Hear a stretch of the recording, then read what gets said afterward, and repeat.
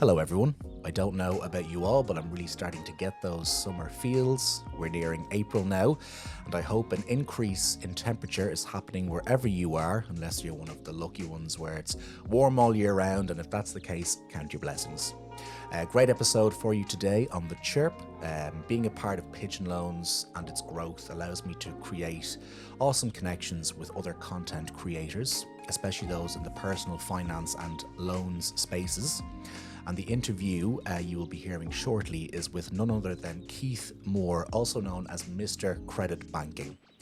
Keith has spent the last year building his online brand by releasing content on YouTube and TikTok, promoting healthy personal finance and spreading his knowledge free of charge to those who are looking to improve their own financial situations. He releases inspiring content online, has racked up quite a number of subscribers and followers across his channels already, and he prides himself on not being a finance guru or a leading expert in these areas, but rather just a normal guy who has been in some unfortunate financial situations and learned to get himself out of them. So I was very keen to ask him to come onto the Chirp to hear these stories and to find out exactly what prompted him to take what he has learned and give it back to those who mightn't be as read up on these topics and these areas as they would like to be. So let's dive in. I hope you like it, and I will give you my thoughts after. Keith, you are very welcome to the Chirp. Thank you so much for joining me today. I know you also go by the title Mr. Credit Banking, and I'd love you to explain to me, to our listeners, kind of what your YouTube channel is all about, but also your journey up until you got started with the channel as well. I started my YouTube channel to help people with their personal finance. It's something that I struggled with all my life, and up until a couple years ago, you know, I really struggled. And I was doing a lot of things wrong in my life when it comes to personal finance. And so once I got onto YouTube and the internet and started doing some research on what I can do to improve my personal finance, I said, you know what? There's a niche out there on YouTube for my brand of personal finance, um, which is, I'm just a regular guy trying to improve my personal finance.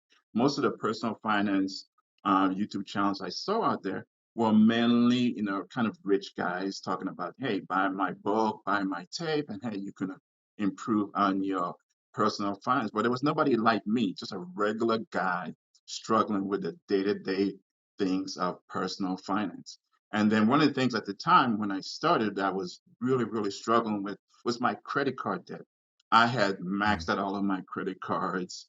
I was behind on my mortgage. I was behind on a lot of stuff. And I needed to find a way and how can I get out of all of that? So I came across someone's channel where they were talking about velocity banking. I'm not going to get into Mhm. it too much today, but you can Google it, search it on YouTube and you'll see what it is. But what it mainly talked about was using your credit cards as to help you pay off your debt. Basically, you can use a dollar more than once. So what you would do was, if you have to pay your bills, pay off that credit card and then use that credit card to pay some additional bits. So using the dollar more than once. And I like that concept. And I said, you know what? That's what I'm going to name my channel, Mr. Credit Banking. We're going to do credit banking on my channel, and that's where we started. And, going back to your own kind of financial struggles before, you even thought of starting the channel, what were kind of some of the motivating tales that happened to you that kind of made you realize not only, even before starting the channel, that you needed to, educate yourself on, how to use a dollar more than once, like what you just so eloquently put. What were kind of some of the stories that, prompted you to take action in your financial life? So a few years ago, probably about 6 years ago, I lost my job. And I lost my job on my birthday. Congratulations, happy birthday. You have no more job. And which was a horrible thing for me. And that was an eye opener for me because up until then, I've always had a very good paying job, but I lived paycheck to paycheck. And so, I would get paid on Friday, and by Monday I was broke again. But for me, it wasn't a big deal because I got paid weekly. So basically, 5 days later, hey, I would have another paycheck. So, I survived. On the outside, nobody could tell that I was really struggling because every 7 days I had a paycheck. So anyway, so when I got laid off, I didn't learn my lesson. I continued to live my regular life like I did have a paycheck. Anyways, and so I was surviving off of unemployment. Well, unemployment was basically half of what I was making. And so I could not make my mortgage payment. I could pay all my other bills, but I could not make my mortgage payment. And the other bad thing that I did is in I did not have any type of emergency fund. I didn't have any type of savings. I had nothing. I was truly living paycheck to paycheck. So I just stopped paying my mortgage. And for the 3 months I didn't have a job, it was 3 months of not paying my mortgage. So guess what? So when I finally got my job, 3 months at my new job, 3 months later, I am 3 months behind on my mortgage. And I was like, wow, I'm in a mess here. So I had to come up with a plan. And it took me about 6 months or so to come up with a plan of how was I going to get, caught up in my mortgage. And so basically I got a side hustle. I got a job as an Amazon delivery driver, and that was going to help me get caught up on my mortgage. And it took me about 2 years to do that. So in those 2 years, I have another 24 late payments. Although I wasn't falling behind, it took me 2 years to get caught up. And the Yeah. reason why it took that long, because life is still happening, emergencies are still happening, all these things are happening whilst I'm still trying to get caught up. And in between that, I had a car that I was using to do the delivery, to be a delivery driver for Amazon. And that car, because I was using a lot, making deliveries for Amazon, it would break down a lot. And so I still didn't really learn my lesson as it comes to personal finance. So whenever the car would break down, I just whip out one of my credit cards and repair it, and I was on my way. And I didn't really, worry about paying the bill. I just made the minimum payments on that on my credit card bill. So, over those 2 years it's taken me to pay off to get caught up on my loan, I maxed out those credit cards. And then just my bad luck, guess what? The car broke down. So I have a maxed out credit card that doesn't work, and I'm slowly getting caught up on my mortgage. Things can't get any worse. So then I go to the car dealership and it says, here I am. I have a broken car. I'm behind in my mortgage and I have maxed out credit cards. Hey, can you guys give me a loan to get a car? And they said, sure, let me run your credit, 14 times, which I did not know that they were going to do. I thought, hey, I signed for them to run my credit. They ran it, I thought they were running it once, but I come to find out afterwards, they ran it like 14 times to find me a better deal. So they Right. ran my credit 14 times. The good thing is I did leave the car dealership with a new car, but unfortunately my credit got ran 14 times. So even made my credit even worse. And on the old car that broke down, I still owed $6,000. So now I have a payment from the old car for $6,000, and then the new car 17,000. I'm even more debt. My credit is even worse. I'm behind in my mortgage. It's a mess. Mm. So I had to say, oh gosh, I got to find a way how to get out of this. So, and that's around the time I says, hey, I got to do something differently. I started doing more and more and more research on YouTube, on the internet. And that's also around the time when I started my YouTube channel and I started getting serious, creating a budget, paying off my bills, and so forth. And at the same time, whilst I'm create my content for my YouTube channel, I'm doing research and I'm paying off my bills. And one of the things that I really like when I paid off my car, I came up with a creative way of paying off that car loan because that car loan was horrible, guys. That car loan was a 26, I repeat, 26% interest on a car loan. Most car loans are like whatever 3, 4, maybe at the max 10%. It was 20. It was higher than all the credit cards that I had. That is crazy. So anyway, I came up with a creative way of paying off that car loan, and if you guys want me to go ahead get into it, I will. But I ended up paying off that car loan. becoming consumer debt free. And, here I am today talking to you guys about personal finance. And I love personal finance. And most people, another reason why I created this channel, I wanted to talk about personal finance so much. Most people were getting sick and tired of hearing about me telling them about personal finance. So I said, you know what? Instead of me annoying my friends, I'm gonna create this channel so I could Yeah. talk to somebody about it, so I could stop annoying my friends, and I can get it out of me because I felt like, wow, I'm onto something big. I need to tell everybody that wants to listen, and my friends are sick and tired of hearing my personal finance. So here I am today. Fantastic. No, and I'd love to hear more about, how you did pay off that horrible car loan. But what I really want to ask you about is just going back to your self education and, how all of these shit things that just piled up on top of you, and how you were able to get yourself out of it. Can you talk a little bit more about how you actually educated? You touched off it there saying that you checked out YouTube and, did your own research, but a lot of guests that I talk to on this podcast, they, we're all in agreement that the education really isn't accessible. It's out there. It's there to be consumed, but it's just not something we learn in schools. You have to study, you have to specialize it in university or in college if you want to learn more about it. You have a full up and running YouTube channel dedicated to educating people to handle their personal finance.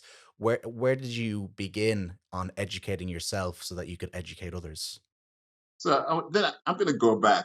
And I know I've seen on YouTube a lot of people saying that, hey, in the school system, they're not really educating you on personal finance. And I wish that I had that excuse because believe it or not, when I was in junior high, we actually had a class on personal finance. That's how I learned to write a check. That's how I learned to, um, balance a checking account. And back then, when I was a little kid, you have to have like a little passport book to balance your checking account. So I did learn about personal finance. But unfortunately, I was like 14 years ago. I mean, I was 14 years old, and that stuff I forgot.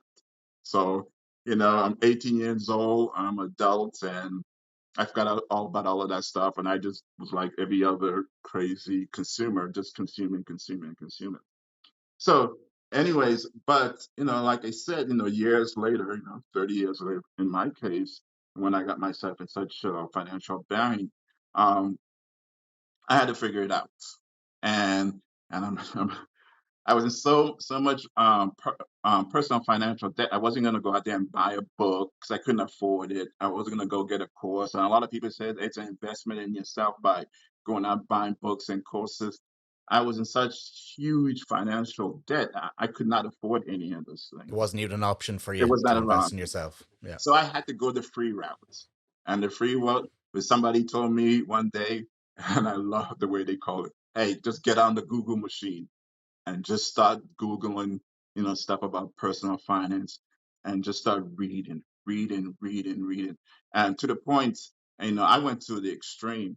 One of the things I did on my financial journey was to cancel credit. Not cancel credit. I cancel on cable. I do not watch TV. I have not watched TV in 4 years.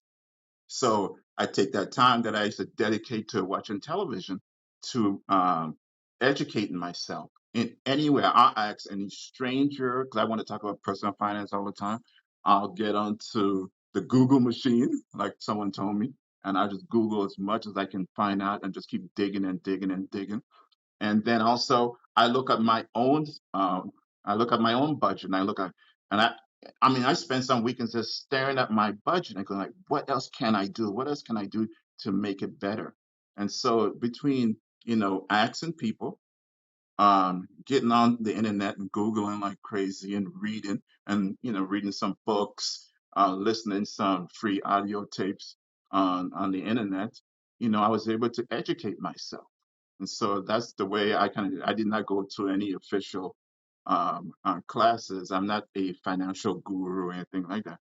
I'm just a regular guy, going through life, struggling with my personal finance and trying to come up with creative solutions whenever I run into those particular problems. And I do, even now that I know a lot about personal finance. Trust me, the stuff comes up. These problems come up, and I just have to do some research. I know the answers out there. I just have to find it. And going back to that car loan, what did you learn then on your own that allowed you to tackle that demon and get it sorted? What was your remedy? So my Reddit was very, very, very creative, and I do not recommend this for everybody. But in one of my days doing research, and I'll spend a weekend just doing research. Every weekend, I'm doing some type of research because I have to, I'm creating content and so forth. So I'm always researching because I try to make sure that the information that I'm giving out there is accurate. If it worked for me, I also want to see, did it work for other people? And this guy's YouTube channel, he kind of just briefly talked about something that I think most of his listeners probably miss, is that you can take your credit card and pay off your car loan. And I was like, no way. Why would you want to do that? That's a dumb idea. And but I said, you know what? I'm going to try that. So he said, just take a 0% interest rate credit card and you can pay off your car loan. And I was like, there's no way that's going to work. So I ended up doing it. I did end up getting a 0% interest rate credit card. And then I I did a balance transfer to my car loan, which was at 26%, and it went through. I could not believe it. I was shocked that that actually worked, and it's worked. And then basically, I moved my car loan to my credit card, and I know that's probably not for everybody, but at least I stopped that bleeding of paying 26%. Now the I'm truly only paying what I actually owe on the credit card, the principal, instead of paying, a little part of the principal and a whole lot of interest. Like, most people don't know that most loans are they're front loaded. So at the beginning, you're paying a lot of interest and very, very, very little principal. And I was tired of doing that. So that car loan is paid off. I didn't pay it off completely because one of the things I do know that when you pay off a loan completely, it kind of hurts your credit, and my credit is very, very important to me. So I left a little bit on there. I'm actually paying them $5 a month, so that loan does not go away and it's going to stay in there for the normal life of the loan. So I'm winning on both sides. That I stop the bleeding of the interest, and then the loan is still sitting there, and I'm paying $5 a month, so I do not get dinged for paying off my loan early. So, anyways, so that's the creative way I paid off my car loan. And just a question from a novice like me, what is kind of the thought process behind financial institutions not wanting you to pay all of your loan off in one go? Is it that they don't want to you know let you go too soon, that they still want to have kind of money coming in paying off that loan, or in your experience, why is that the case? So you answered it. They want you to they want to get that interest off of you. So they do not want you to pay off that loan. They want to drag that thing out as long as possible. So they do not want you to pay off that loan under any circumstance until they can get all, because they've already kind of estimated how much money they're going to make off that loan. And when you pay it Yeah. off, you're cutting into their bottom line. They do not want you to pay off that loan. Um, Sooner than what they anticipated. And they will punish you if you do that by affecting your credit score. Yes. So the financial institutions not punishing you themselves, but yes, the credit reporting agencies will punish you for paying it off soon because they want you to have, because the financial institution wants you to have a certain amount of things on. They want you to have some revolving credit. They want you to have some loans. They want you to have all these, and they said, hey, that shows that you're very responsible. You're a responsible person when it comes to credit.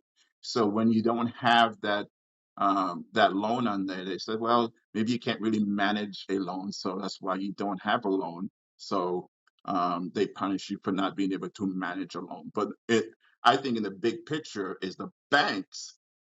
They want you to keep paying the interest rate on that loan because they will count in that money coming in. That's why they gave you the loan for that amount of time at that particular interest rate.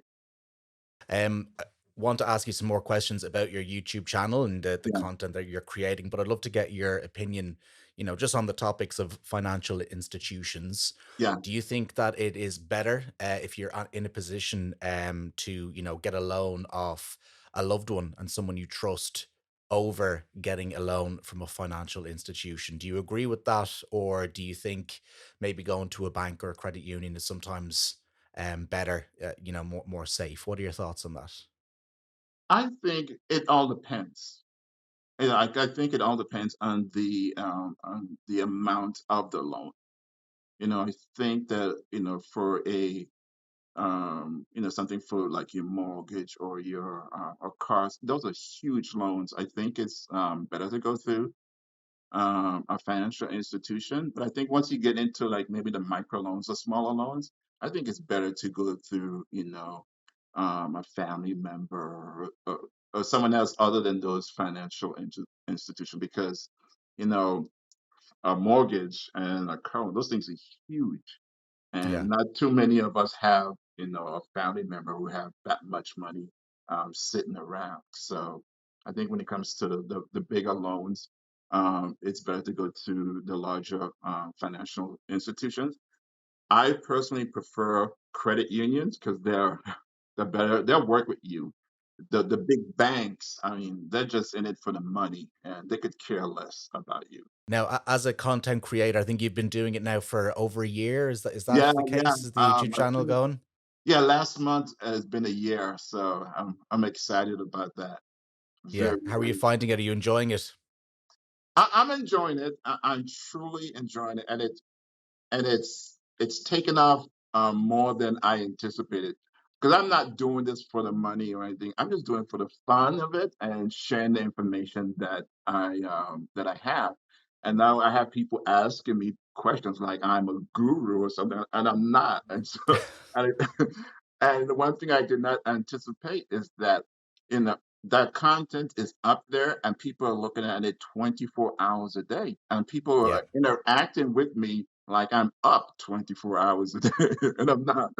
Yeah. You're not a full time, yeah, not a 24-hour YouTuber. Yeah, But I was checking out your channel and the videos are great and the yeah, quality is great as well. I'm just curious, I read your comments and there's yeah, great engagement. I think you respond to almost nearly all of them, which yeah. is fantastic to see. What are some of the facts that you've noticed while engaging with your audience? Have any questions or stories, surprised you about people that are looking for kind of financial guidance in the areas that you cover? Oh wow, that surprised me. Ah, well, a lot of my content is about a particular credit union, which I was amazed that this credit union, it's Navy Federal Credit Union.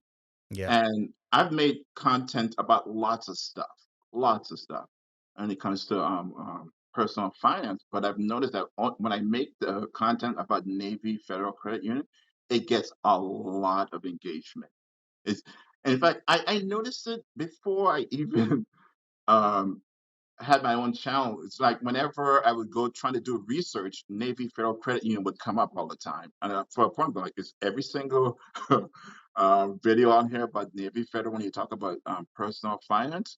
But that's the one thing that surprised me, how much content there is out there about Navy Federal Credit Union and how much people engage with it. I know it's the biggest credit union out there, but that whenever I put up a video about Navy Federal Credit Union, it gets so much engagement, and people always ask me lots of questions about Navy Federal Credit Union. I'm just gonna give you an example. I put up a probably like a 40-second video on TikTok about 2 weeks ago, and most of my videos, will get a couple hundred views, whatever. The last video that I put up about Navy Federal Credit Union was 40 seconds, and I think when I looked this morning, it has over 20,000 views. It just Well, seems like everybody wants to know more and more and more about Navy Federal, how to get into it, how to get its credit cards, and then a lot of people have like specific questions about using the different financial tools that Navy Federal has. And why do you think that is? What about them is so? Is there controversy around this credit union, or is it the fact that they're just so common? Why is there so much traction around this credit union, especially with your content? I think because Navy Federal um, is a is a financial institution that I think that they cater more to regular people. You Hmm. know, they're not so like most banks will tell. I think most of these people or the people who watch my videos, hey, they'll probably tell them no, but Navy Federal will say yes. And not only will Navy Federal say yes, Navy Federal will give, because a lot of these people are looking for credit cards. And not only will Navy Federal say, yes, I'm going to give you a credit card, Navy Federal will say, yes, I'm going to give you a credit card with a high limit. And in the credit card business, that makes a huge difference if you want to use your credit cards and not have your utilization end up being really high and it hurt your credit. So Yeah. most people want that high limit credit card so they can use the actual credit because if you're not perfect and you're not rich, most banks will give you like a $2,000 credit limit or 3,000. But Navy Federal will give somebody a 25,000 dollar credit limit. And it's not that they're going to use all 25,000, you know, you got maybe use maybe $1 or $2,000 of it, and the rest just sits there, so it doesn't hurt when you use that credit card. It doesn't hurt your utilization, and that's big when it comes to managing your credit. Brilliant. And I suppose, back to the being a content creator, what does the future look like for you? Where do you want to take the channel? It's clear that you've such engagement, you've so many fans, you're Yeah. helping a lot of people. You've been at it a year and you've already had Mm. this amount of traction and engagement. What are you hoping for, the Mr. Credit Banking brand and the future that it brings? Oh wow. Well, I I just want the my channel to grow. In fact, I want all my social media to grow because I want to get the information that I have out there. I know a lot of people do this because they want to monetize it. I'm not too, crazy about that. I really want to get that information out there, and I want to grow, all of my social media when it comes to getting that information out there about personal finance. I want people to see, a regular guy out there giving, information from experience, not something that I read in a book. These are the problems I ran into, and these are how I solved them, and you can do the same thing also. So I just really just want to educate people. I just want to grow my channel so I can educate more and more and more people because I know because of you know the issues over the past 2 years, a lot of people are going to be into some huge. They're going to have a lot of financial problems, and I want Yeah. to be there to help them as they go through this stuff because more and more people are going to the internet to try to educate themselves because they're going to be just like me. They're not going to have the money to go out and buy a book or a course and stuff like that. And I want to give my content away for free. I want it to be there so you can search and find it all in one place without having to spend any money to get the information. Brilliant. And Keith, if people do want to find you and they want to, know which platforms you on, or even just send you an email, what is the best way to get in contact with you and ask you some questions about personal finance? Oh, cool. So I am on YouTube as Mr. Credit Banking. You know, the Mr. is spelled out, Mr. Credit Banking, and then on TikTok it's abbreviated. It's MR Credit Banking one, and on Instagram it's at Mr. Credit Banking. So that's where I'm at on my different platforms. Well, listen, Keith, it was fantastic talking to you, getting to know, why you got started in all this, the selflessness of, not wanting to do this for the money. You're doing this to help people. And I really, really wish you all the best of luck with the channel. I can only see good things happening and all the growth that's happened as well. So best of luck with it, Keith. All right, thank you very much. I really enjoyed, you know, being on your podcast today. It was great just getting to share my story with your listeners and with your viewers. Always a pleasure. Thank you, Keith. All right, thanks. Bye. Mr. Credit Banking out. Peace. What a man. Keith is a guy who has taken his financial hardship and turned it into something enjoyable and beneficial for others. And he doesn't rate himself as a financial guru. He doesn't necessarily appreciate those who use their content to promote themselves or their course or their books. He is a man of the people whose sole purpose is just to help as many as he can. I loved all of Keith's stories, from his bad car loan where they ran his credit 14 times to using his credit card to pay off that loan and learning how to do that. And Keith has been at the bottom of the financial barrel and has used his intelligence to get out of his mess. The main reason why Keith was such a great guest for me on the Chirp is his emphasis on financial education and why it is so important. And I touched off this point with Keith when I mentioned that there isn't a huge amount of compulsory education on topics like these.